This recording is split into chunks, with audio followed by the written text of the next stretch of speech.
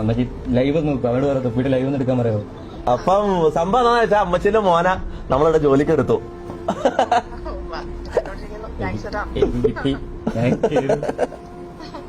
എനിക്ക് ലാപ്പ് വാങ്ങി തന്നതിന് താങ്ക്സ് ഉണ്ട്. എനിക്ക് ലാപ്പ് വാങ്ങി തന്നതിന് താങ്ക്സ്. എനിക്ക് എവിടെയും പറയണതുണ്ടായിരുന്നു സത്യമായിട്ടും.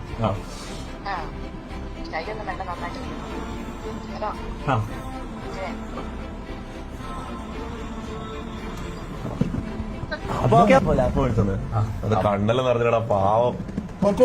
ഞാൻ കാര്യം പറയാം, ഇത് നിന്റെ ലൈഫ് ചേഞ്ചിങ് മൊമെന്റ് ആയിരിക്കും മുത്തേ, അത് ഞാൻ ഉറപ്പ് തരാം. ആ കാര്യം പറയാം. ആ തൊപ്പിയുടെ ഗ്യാങ്ങിലേക്ക് വന്ന ഒരു പുതിയ മെമ്പറിന്റെ ആ ഒരു വികാരമായ ഒരു നിമിഷങ്ങളാണ് നമ്മളിപ്പോ കണ്ടത്. അതായത് ഞാൻ ആഗ്രഹിച്ച ഒരു ജോലിയിലേക്ക് ആ മനുഷ്യൻ ആ കൂട്ടുകാരൻ എത്തുകയാണ്. അതിന് നിർണായകമായിട്ട് പണിയെടുത്തത് സ്വന്തം അമ്മയാണ്. അതായത് ആ ഇല്ലാത്ത സമയത്തും എന്റെ മോൻ ആഗ്രഹിക്കുന്ന ജോലി നേടാൻ വേണ്ടിയിട്ട് ഒരു ലാപ്ടോപ്പ് കാണിച്ചു കൊടുക്കുകയാണ്. എന്നിട്ട് ജോലി കിട്ടിയിട്ട് ആദ്യമായിട്ട് പറയുന്നത് അമ്മാനെ വിളിക്കണമെന്ന് പറഞ്ഞിട്ട് അമ്മയെ വിളിച്ചിട്ടുള്ള ആ വികാര ആ സമയമുണ്ടല്ലോ, നമ്മൾ ചിന്തിച്ചു നോക്കിയേ, എന്ത് പ്രയാസം ഉണ്ടാകുമ്പോ പ്രശ്നം ഉണ്ടാകുമ്പോഴും തന്റെ മക്കളെ വളർത്തണം, തന്റെ മക്കൾ ആഗ്രഹിക്കുന്ന പോലെ ജീവിക്കണമെന്ന് കരുതിയിട്ട് എല്ലാം വാങ്ങിക്കൊടുക്കുന്ന മാതാപിതാക്കളല്ലേ നമ്മുടേത്. അതുകൊണ്ടല്ലേ മക്കൾ അനുഗ്രഹങ്ങളായിരിക്കണം. മെൻഷൻ ചെയ്ത് പറഞ്ഞതുപോലെ ഖുറത്ത് അയ്യുനിൻ, മാതാപിതാക്കൾക്ക് കൺകുളിർമയുള്ളൊരു മക്കളായിട്ട്, ഒരു മോനായിട്ട് ഒരു മോളായിട്ട് ഞാൻ നിങ്ങൾ മാറേണ്ടതുണ്ട്. അതുകൊണ്ട് അതിനാഗ്രഹിക്കുന്നത് എന്താണ്? ആഖിറത്തിൽ അവർക്ക് വിജയിക്കേണ്ടതുണ്ട്. അതുകൊണ്ടാണ് നമ്മൾ അതിൽ ഏറ്റവും കൂടുതൽ നമ്മൾ ചെയ്യേണ്ട ഒരു കാര്യം അവർക്ക് വേണ്ടി പ്രാർത്ഥിക്കുക, ദുആ ചെയ്യുക എന്നുള്ളതാണ്.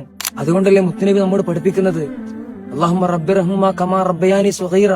ആ ദുആ എല്ലാ സമയത്തും നമ്മൾ മാതാപിതാക്കൾക്ക് വേണ്ടി ദുആ ചെയ്യുമ്പോൾ അതിന്റെ പ്രതിഫലം നമുക്ക് കൂടി ലഭിക്കുകയാണ്. അവര് മക്കളെ ആത്മാർത്ഥമായിട്ടുള്ള ദുആ ഉണ്ടല്ലോ, അത് അവർക്ക് ലഭിക്കുകയാണ്.